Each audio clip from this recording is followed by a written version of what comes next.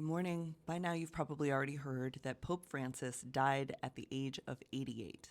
And yes, one of the last people that he saw before he died is Vice President J.D. Vance, who pushed extra hard to get an in-person meeting with him after the Pope had already sent his number two out to lecture J.D. Vance on the importance of compassion.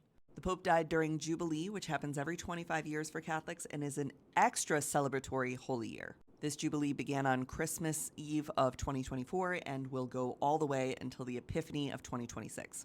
While plans to organize the Pope's funeral are underway, I want to just put one flag out there for you, and that is who could be Pope next. Now, I don't believe that the Vatican will ever pick an American because it would give the Americans way too much power in the Catholic Church. But you're going to start to see a massive propaganda campaign trying to advance the profile of Cardinal Burke.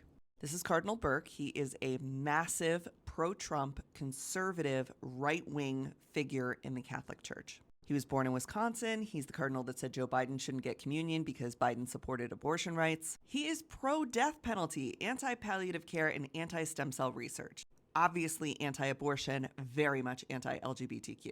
He once tried to get Sheryl Crow fired from a gig because of her support of women's reproductive health. He is openly pro-Trump, and he is the cardinal behind the so-called man crisis in the Catholic Church. You may have heard that the fastest growing demographic of people joining the Catholic Church are young white men. That is because of the efforts of Cardinal Burke.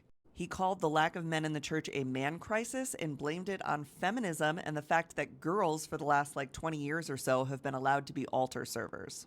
But perhaps most concerningly, he was the president of the board of advisors to Steve Bannon's Dignitas Humanae Institute, which is an academy that was set up by Bannon to train far right-wing Catholic activists. Cardinal Burke did step down in 2019 from being president of this board, mostly because he was made aware that Steve Bannon was trying to make a film exposing homosexuality in the Vatican. The film based on a book, Closet of the Vatican. But he has not in any way strayed from his extremely pro-Trump leanings. So while many mourn the death of the Pope, and while there are many conversations going on about who will succeed him, for the American audience, I want you to know that this is who you are likely to start hearing a ton about. I've already seen people starting to write this up because the Trump people are going to start to try to promote Cardinal Burke as the Pope, which would only give massive increased power to the sort of Trump universe.